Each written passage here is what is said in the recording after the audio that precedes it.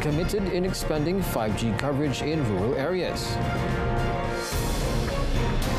Monitoring committee to be established for budget 2024 disbursement.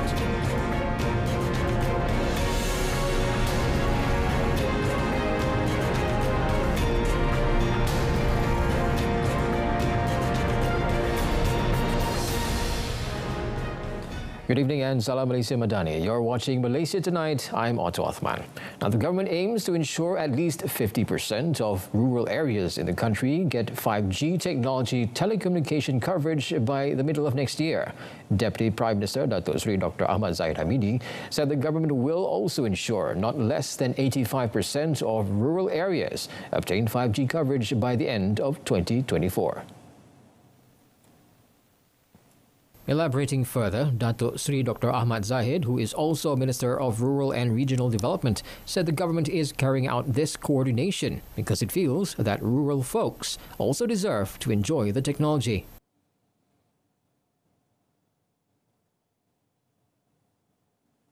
Yang 15% lagi mungkin kawasan pergunungan dan sebagainya, ini agak sukar. Ini hakikatnya begitu ya. Tetapi kita tahu di bawah kepimpinan Yang Amat Berhormat Datuk Seri Anwar Ibrahim, beliau amat progresif. Kita lakukan koordinasi ini kerana kita merasakan bahawa rakyat di luar bandar juga berhak. Betul. Kita tidak mahu bila mahu mendapat pencapaian internet, mereka panjat pokok untuk dapat coverage. Kan kita tengok di media baru-baru ni, dan itu kita harus elakkan walaupun sukar, tetapi insya-Allah kita boleh. Alhamdulillah. Datuk Seri Dr. Ahmad Zahid said his ministry, together with the Ministry of Communications and Digital and the Orang Asli Development Department, or JAKWA, has identified Orang Asli areas for the installation of Starlink satellite devices so that this group will also not be left behind.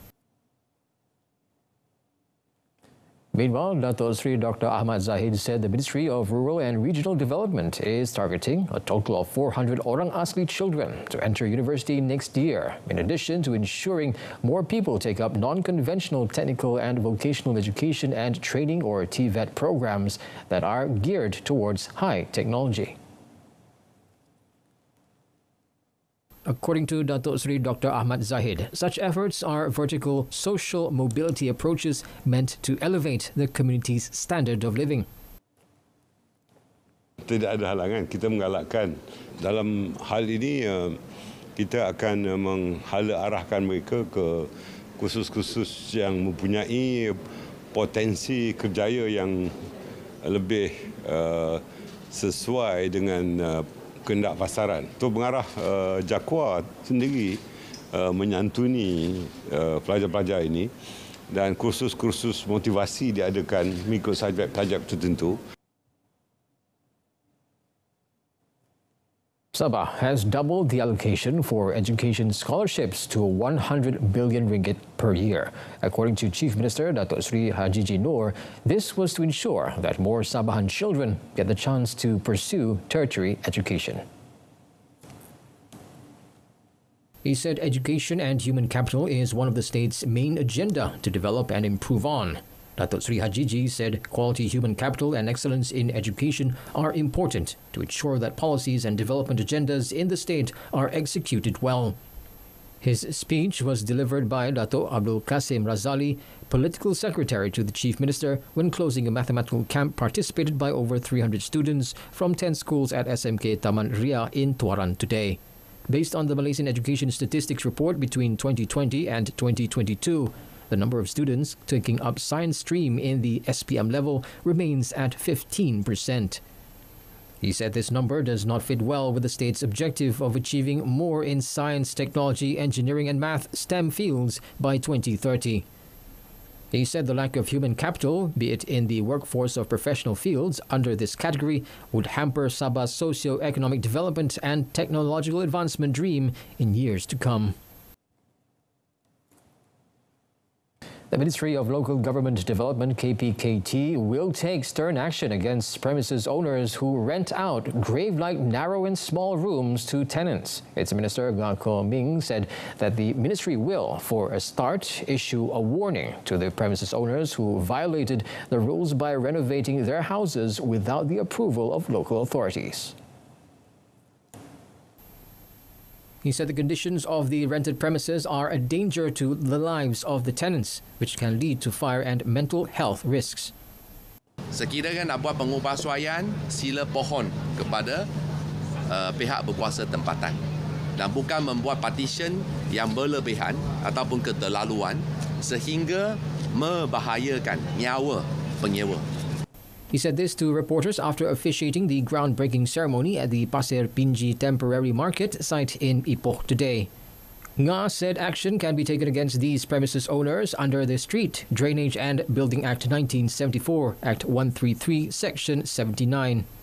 Recently, a daily reported that a shophouse in the Klang Valley renovated its top floor by building 38 capsule-like rooms, with each measuring just 3.25 square meters. The rooms, with the rent starting from 300 ringgit, also had an unpleasant odor. Social media users are urged to refrain from sharing unverified information that will lead to public unrest, especially regarding the alleged bomb threat to a shopping mall and hotel in Johor Bahru.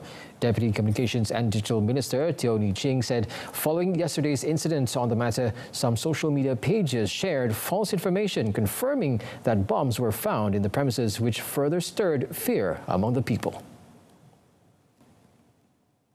Kerana saya nampak bahawa semalam di social media ada portal ataupun ada social media account ataupun page yang menyatakan bahawa sebenarnya mereka cakap confirm ada bom didapati di Mid Valley, tetapi sebenarnya selepas usaha PDRN semalam confirm tak ada. Jadi saya rasa ini juga merupakan satu berita palsu yang tidak patut, kerana dia akan mewujudkan lebih banyak kerisauan, kebimbangan. She said this to reporters before a walkabout at the Temenggung Morning Market in Indah Putra Kulai today. Teo, who is also Kulai Member of Parliament, said her ministry would cooperate with the police to investigate irresponsible parties who spread such information. It was understood that a popular Johor-based Facebook page shared a post claiming that the police confirmed that 8 bombs were found in and around the mall premises after the incident. The Girl Guides Association Malaysia, or GGAM, aims to empower girls with the resilience needed to face the pressures and challenges of growing up in a challenging world. Its president, Dato' Sri Dr. Wan Azizah Wan Ismail, said that as a mother and grandmother, she knows the challenges faced by girls today are vastly different from what she experienced when growing up, especially with the emergence of social media. She explained that one of the challenges in bullying, which no longer manifests itself in the physical realm, but also virtual one. According to the Prime Minister's wife, online threats include not only sexual predators and practices of sexual grooming, which target children, but also the presence of scammers who prey on the innocent.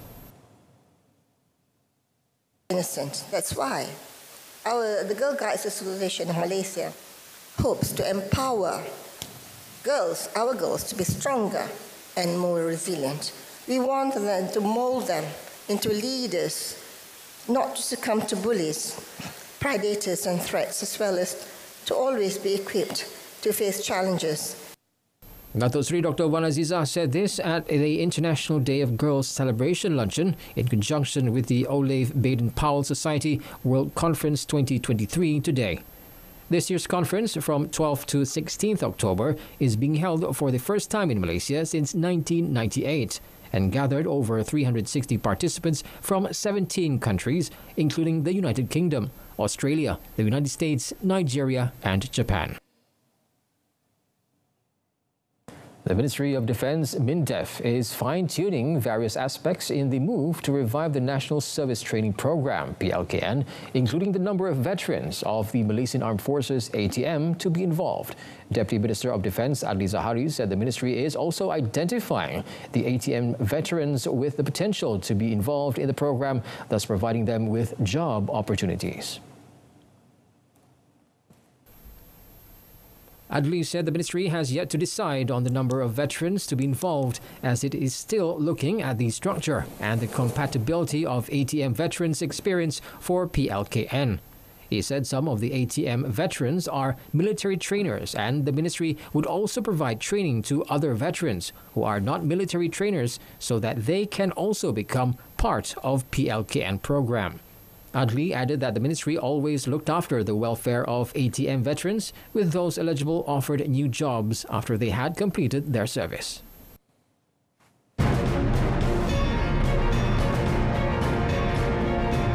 Coming up in our business segment, Budget 2024, pro-growth to supply sectors and boosts equity market.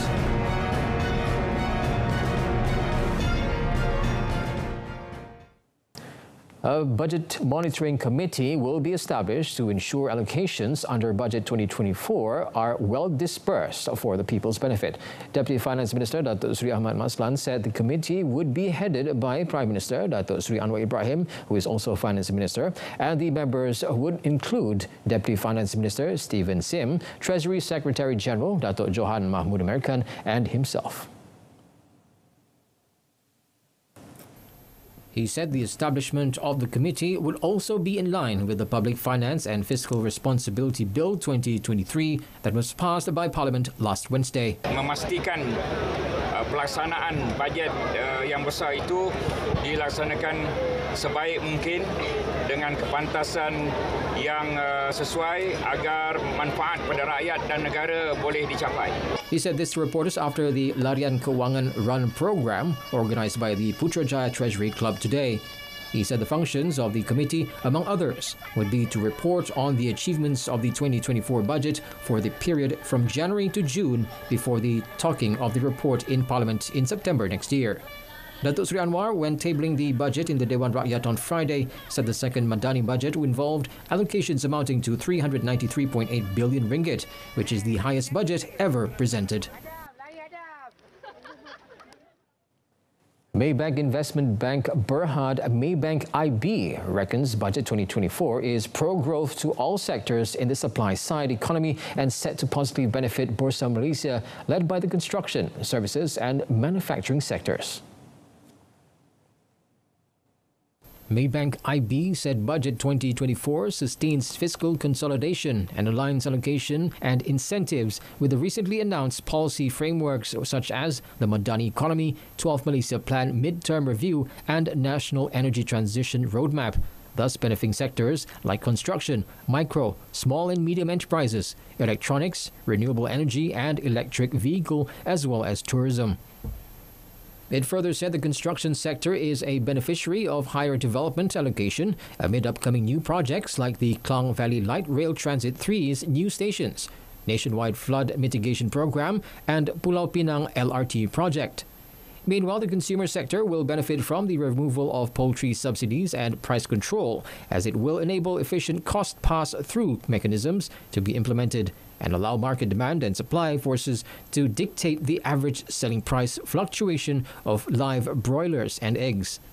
It also believes that the aviation sector is a key beneficiary of higher allocation to boost tourism and promote tourism activities ahead of Visit Malaysia Year in 2026. Deputy Communications and Digital Minister Teo Ni Ching hopes that the SME entrepreneurs will seize the opportunity to utilize the resources available via the 100 million ringgit provided through the digitalization grants in Budget 2024. Now, according to Teo, this grant can also be used to upgrade sales, inventory and digital accounting systems. Speaking to reporters in Kulai today, Teo also encouraged SME companies to increase business productivity through automation and digitalization to boost output and grow their exports. Jadi saya harap bahawa semua rakyat Malaysia, tak kiralah mereka adalah e-vendor yang berniaga di rumah sendiri sahaja ataupun mereka SME ataupun syarikat-syarikat tersenarai di bursa yang sebagainya, semua bolehlah menggunai dan grab the peluang lah. The electric motorcycle usage incentive scheme initiative announced in Budget 2024 is expected to increase the demand and usage of electric motorcycles or e-bikes in Malaysia. Malaysia Automotive Robotics and IoT Institute, or MARI, said the initiative is also in line with the government's target to achieve 15% of electric vehicles, or EV, for total motorcycle sales by 2030. According to Mari, the scheme will be able to strengthen the EV industry and the country's green mobility ecosystem. It said this scheme will encourage the use of e-bikes, which will also build public confidence towards e-bikes in the country. Mari said it will continue to support the manufacturing and assembly of EVs and autonomous vehicles in the country through the existing ecosystem, including research and development, or R&D, for manufacturing import components.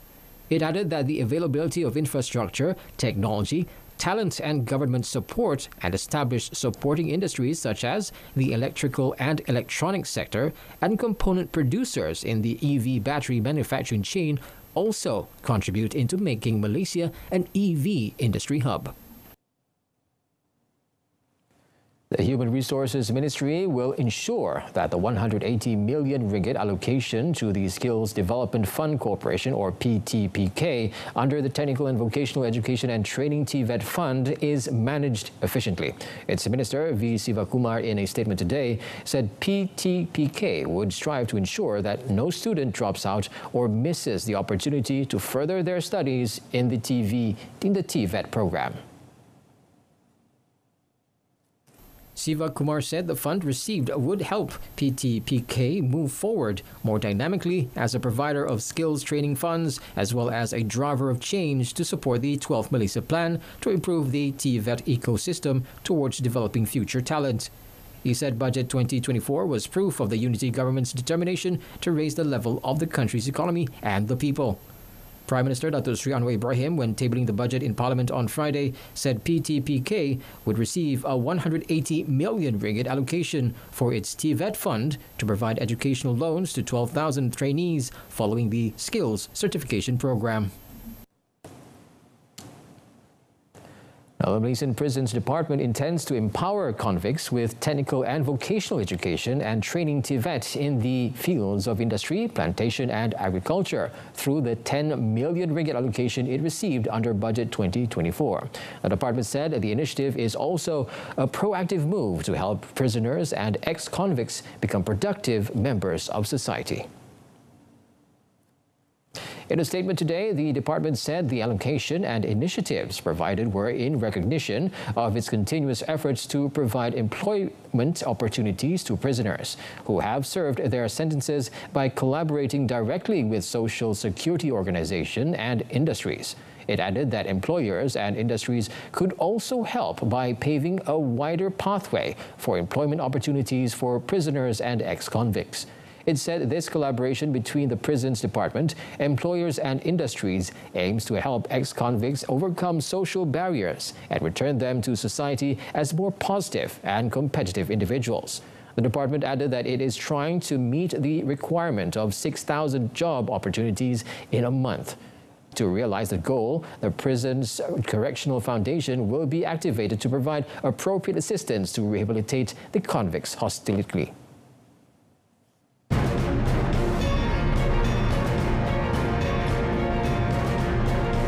Afghanistan hit by third earthquake in a week. That and more coming up in our foreign segment.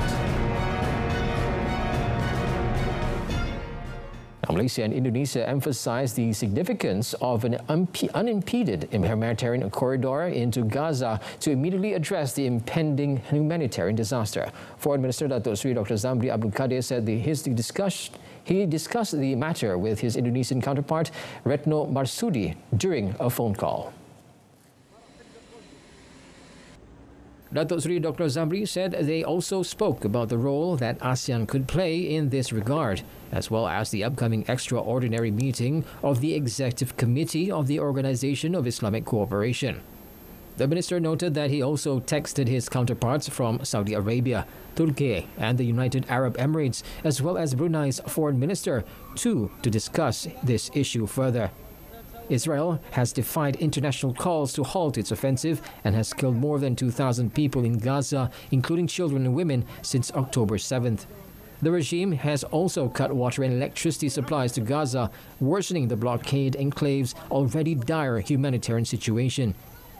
Home to nearly 2.2 million people, the Gaza Strip has already been reeling under a crippling Israeli siege since 2007. Meanwhile, the World Health Organization has strongly condemned Israel's orders for the evacuation of 22 hospitals treating more than 2,000 patients in northern Gaza. It said the forced evacuation of patients and health workers will further worsen the current humanitarian and public health catastrophe. The WHO said patients undergoing hemodialysis, newborns in incubators, women with complications of pregnancy, and others are all facing imminent deterioration of their condition or death if they are forced to move and are cut off from life-saving medical attention while being evacuated. It added that health facilities in northern Gaza continue to receive an influx of injured patients and are struggling to operate beyond maximum capacity. Some patients are being treated in corridors and outdoors in surrounding streets due to a lack of hospital beds. The WHO stressed that forcing more than 2,000 patients to relocate to southern Gaza, where health facilities are also already running at maximum capacity and unable to absorb a dramatic rise in the number of patients, could be tantamount to a death sentence. It also reiterated its call for the immediate and safe delivery of medical supplies, fuel, clean water, food, and other humanitarian aid into Gaza. A magnitude 6.3 earthquake shook western Afghanistan today, killing at least 2 and injuring dozens more in the same region where more than 1,000 people died in tremors last week. Residents in the city of Herat had just begun returning to their homes again when the quake hit, after days of sleeping outside, fearing aftershocks from last week's tremors. The U.S. Geological Survey said today's quake hit just after 8 a.m. local time, with an epicenter 33 kilometers northwest of Herat city, capital of the same named western province, and was followed by aftershocks of magnitudes 5.4 and 4.2. National disaster management officials said they were still investigating the scale of the destruction. Another magnitude 6.3 quake and 8 powerful aftershocks jolted the same part of Herat on October 7th, toppling swaths of rural homes. Another tremor of the same intensity killed 1 person and injured 130 others days after the initial quakes, as thousands of terrified residents were left without shelter and volunteers dug for survivors. The World Health Organization said nearly 20,000 people have been affected by the string of disasters, with women and children making up most of the fatalities. Poles began voting in parliamentary elections that will prove crucial for future ties with the European Union and neighboring Ukraine, as the ruling populist bid for a 3rd consecutive term in power. Some 29 million people are eligible to vote, including 500,000 registered abroad in a large diaspora. Opinion polls indicate the Nationalist Law and Justice Party will get the most votes, but may struggle to build a governing coalition, given the chance to the opposition led by former EU chief Donald Tusk. A Law and Justice Party victory could exacerbate tensions with the EU and Ukraine, and will dismay campaigners concerned about the future of media freedoms, women's and migrants' rights. The Nationalist Party has vowed to press ahead with controversial reforms of the judiciary, which it say are aimed at rooting out corruption, but which the EU sees as undermining democracy. The RAW has blocked billions of euros in the EU funding. The government has also fallen out with Ukraine over a grain import ban aimed at protecting Polish farmers. The hope among liberals is that even if Tusk's civil coalition comes second, it will have enough votes to form a government with 2 smaller potential allies.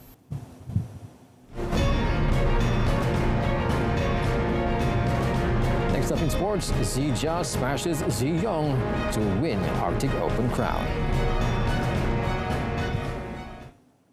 Zee Jia ended a 15-month title drought when he came out tops in the All-Malaysian men's singles final against Zee Yong at the Arctic Open in Finland today. World number 14 Zee Jia was in imperious form as he outclassed Zee Yong 21-14, 21-15 in 39 minutes. Long rallies were few and far between with both players fully committed to attack, and Zee Jia took an 11-8 lead into the first interval.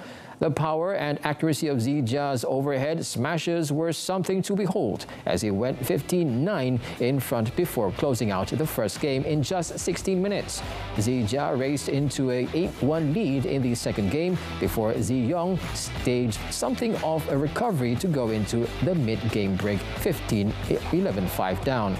The world number 19 then showed some of his attacking prowess, but it was too late as Zee Jia converted his fourth match point into victory. The last time Zee Jia tested success was at the Thailand Open in May last year, which formed part of the back-to-back victories he attained along with Asian Championships. The Paralympic Council of Malaysia and National Sports Council have reiterated a similar stance in stating that the national contingent are targeting 35 medals, regardless of the colour, for the 2022 Hangzhou Asian Para Games in China. Paralympic Council of Malaysia President Datuk Seri Megadi Shariman Zaharuddin said the low target, despite the 68 medals garnered at the 2018 edition in Jakarta, Palembang, was made based on several factors, including the fact of the 113 athletes bound for Hangzhou. 54 are new faces who will be making their debut. He added that compared to the Jakarta Palembang edition, Malaysia have already lost 18 medals since some of the sports or events that the contingent won in 2018 would not be contested in Hangzhou. So, untuk kami nak buat simple lah. Di sasaran emas semua tu of course traditionally. So now kita ada dasar baru yang kita nak buat sebagai tanpa warna. Tapi saya percaya macam saya cakap lah, give it apa ni keajaiban kita bawa nanti. It's a surprise. So kalau boleh, if you do your own analysis, you dah boleh tahu dah who are the medal winners insyaAllah. He is optimistic that the national para-athletes will be able to spring a few surprises when they compete in 14 sports involving 104 events when the quadrennial Asian Para Games are held from 22nd to 28th October.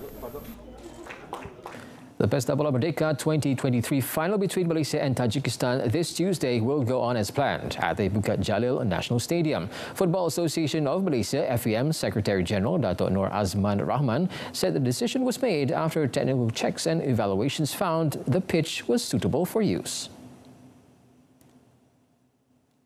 Dato' Nur Azman said although pitch conditions were not satisfactory when the Harimau Malaya squad beat India 4-2 on Friday, the FAM was confident that the Stadium Corporation of Malaysia and its technical consultants and contractors would be able to restore it by Tuesday. He added Harimau Malaya head coach Kim Pan Gon also observed the field from a technical point of view and found that it could be used. He said Kim Pan Gon also felt it would be better for the final to remain at the National Stadium so as not to disturb his team's focus and preparations. In the first Pesta Bola Merdeka match between Harimau Malaya and India on Friday, parts of the pitch at the Bukit Jalil National Stadium with the new Zion Zoysia type grass were getting uprooted, and India's head coach Igor Stimac was unhappy with the situation. Well, that concludes this evening's Malaysia Tonight. In our top story, government committed in expanding 5G coverage in rural areas. Do tune in to World Today coming up tomorrow at 12:30 p.m. on TV2. Till then, I'm Otto Othman. Malaysia Madani, take up perpaduan penuhi harapan. Thanks for watching.